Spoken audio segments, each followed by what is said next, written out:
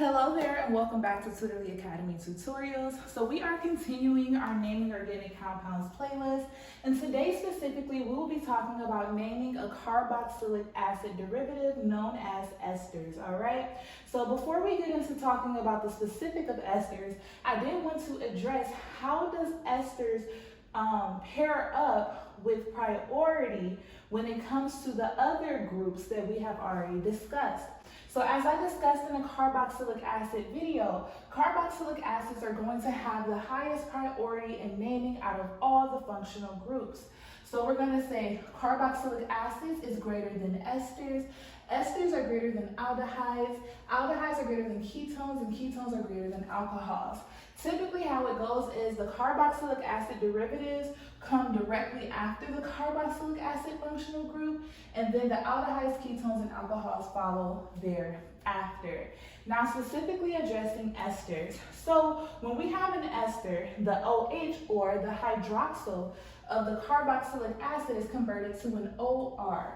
So what is that R? The R represents an alkyl group. So why is that important?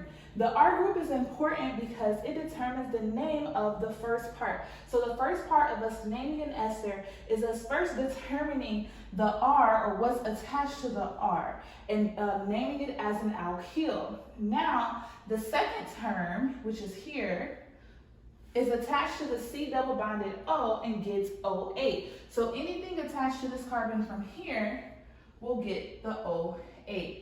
All right, so let's go ahead and go through these brief examples. These examples are fairly easy and straight to the point, just to help you solidify the concept of naming esters. This weekend in our weekend review, we will go over esters in more detail with more complex examples. So again, we have our rules here. We're only going to do steps 1, 2, and 5 when it comes to naming, figuring out the parent chain, numbering the parent chain, and then completing the name, and then so on and so forth for the other ones here. So remember, the first part of the name is going to be the R. So the R is here, so that's 2. So when we have a 2-carbon chain, this is ethyl. Now the second part of the name is going to be this part, 1, 2, 3. So it's going to be ethyl propanoate.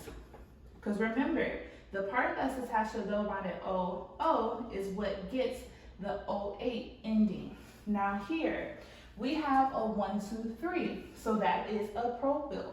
So we have propyl, and there's only 1 carbon there. So it won't be just methane, it'll be methanoate. Propyl methanoate. All right? So now same thing for number 3 here. The R that we have attached is a methyl. So it'll be methyl. And then here, 1, 2, 3, 4, butanoate.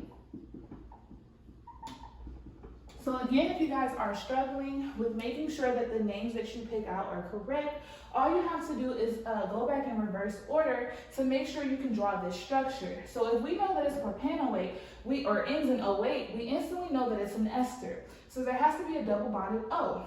The first part of the name is what tells us what's attached to the O. There's an ethyl. And then here tells us what's attached to the double bonded O here. So 1, 2, 3. It's a 3-carbon chain. Propanoate.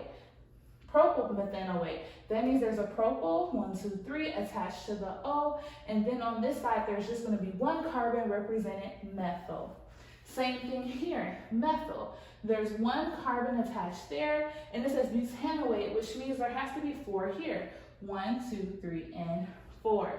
All right, you guys, so this concludes our naming esters portion of our carboxylic acid derivatives. If you guys are struggling with understanding this concept and would like to receive more one-on-one assistance, feel free to go to our website at www.tutorlyacademy.com to book your first tutoring session for 20% off.